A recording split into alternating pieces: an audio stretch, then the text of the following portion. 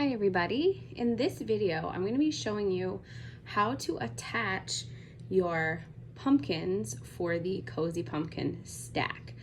This pattern goes with the Cozy Pumpkin Vibes 2 pattern bundle that just came out.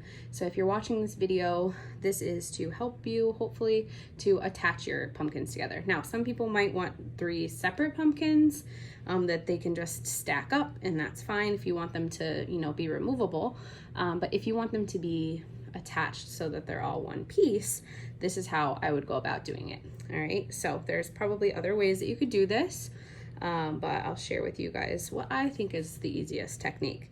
All right, so you can see here, the top pumpkin, the little mini, is completely finished. I stuffed it and I cast off, I stuffed it, and I finished it with a stem, cinnamon stick stem.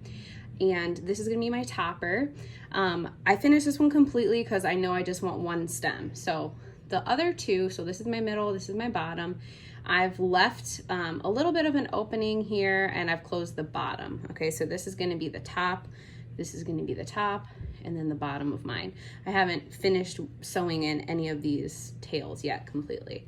All right, so you'll wanna make sure that you keep your tails on at least the middle and the bottom pumpkin. Okay, so that's gonna help you to join them all together. This one, if you completely finish it and cut your tail, that's no big deal.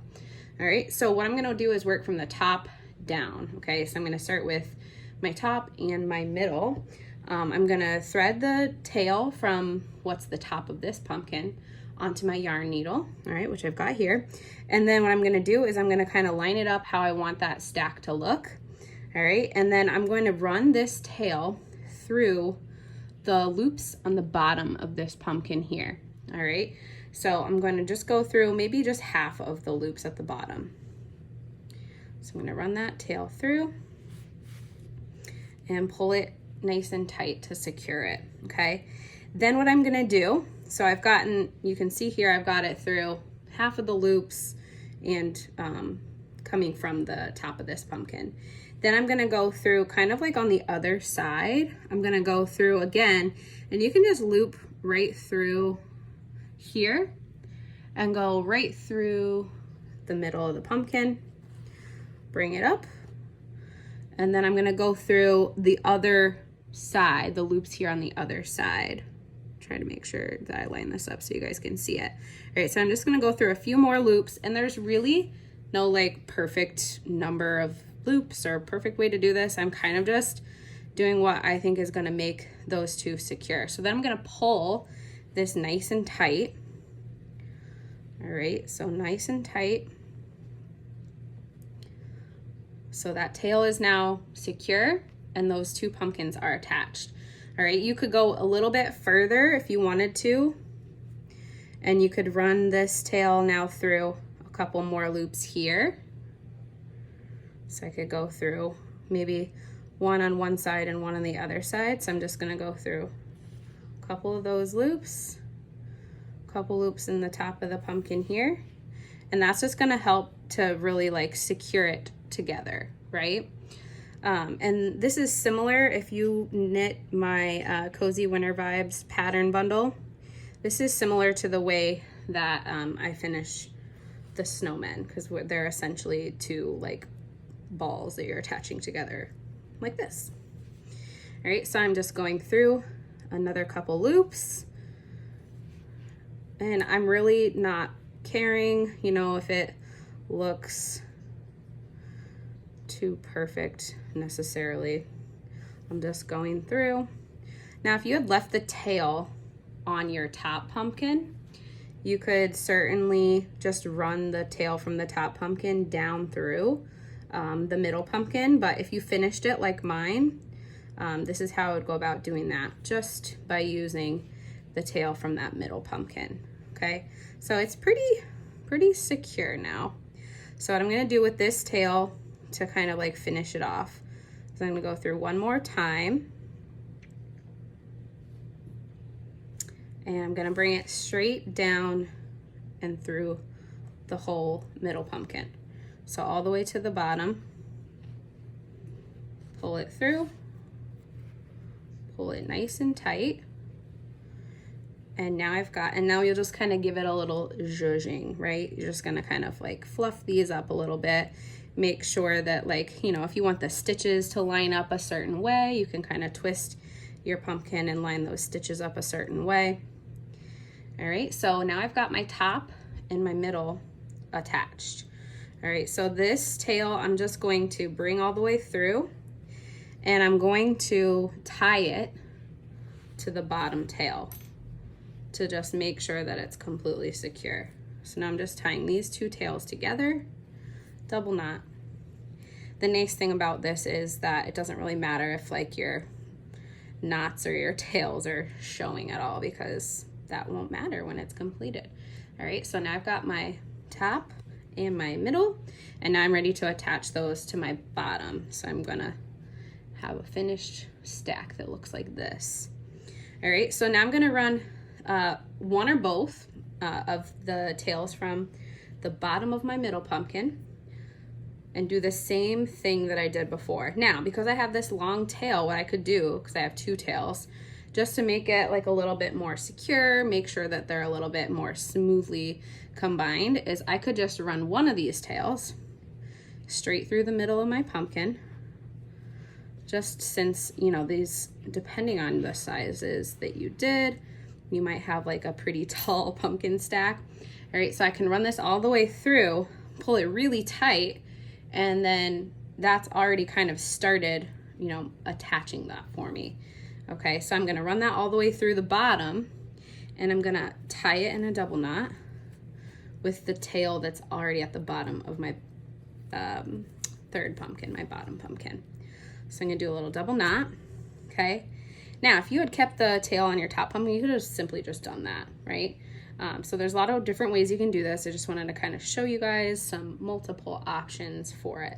All right, so now I'm basically just gonna like weave in these last few tails and make sure it's nice and secure. So I'm just gonna go through a couple loops here. Now this is the tail from the top of my orange pumpkin, and I'm just gonna go all the way through to the bottom. Bring that tail through. Once you get to this point, you're really just working on hiding the tails.